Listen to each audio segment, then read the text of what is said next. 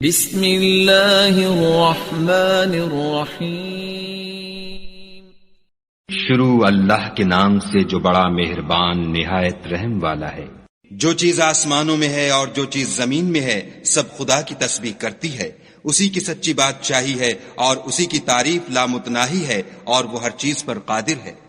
وہی تو ہے جس نے تم کو پیدا کیا، پھر کوئی تم میں کافر ہے اور کوئی مومن، اور جو کچھ تم کرتے ہو خدا اس کو دیکھتا ہے۔ اسی نے آسمانوں اور زمین کو مبنی بر حکمت پیدا کیا اور اسی نے تمہاری صورتیں بنائیں اور صورتیں بھی پاکیزہ بنائیں اور اسی کی طرف تمہیں لوٹ کر جانا ہے۔ جو کچھ آسمانوں اور زمین میں ہے وہ سب جانتا ہے، اور جو کچھ تم چھپا کر کرتے ہو اور جو کھلم کھلا کرتے ہو اس سے بھی آگاہ ہے، اور خدا دل کے بھیدوں سے واقف ہے۔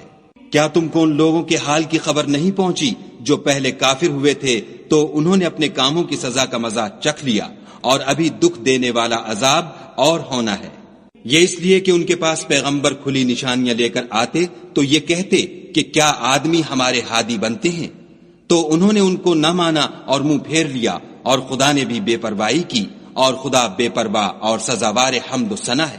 جو لوگ کافر ہیں ان کا اعتقاد ہے کہ وہ دوبارہ ہرگز نہیں اٹھائے جائیں گے۔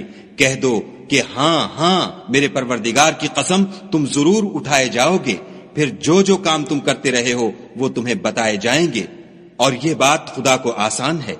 تو خدا پر اور اس کے رسول پر اور نور قرآن پر جو ہم نے نازل فرمایا ہے ایمان لاؤ، اور خدا تمہارے سب اعمال سے خبردار ہے۔ جس دن وہ تم کو اکٹھا ہونے یعنی قیامت کے دن اکٹھا کرے گا وہ نقصان اٹھانے کا دن ہے، اور جو شخص خدا پر ایمان لائے اور نیک عمل کرے وہ اس سے اس کی برائیاں دور کر دے گا، اور باغ بہشت میں جن کے نیچے نہریں بہ رہی ہیں داخل کرے گا، ہمیشہ ان میں رہیں گے۔ یہ بڑی کامیابی ہے۔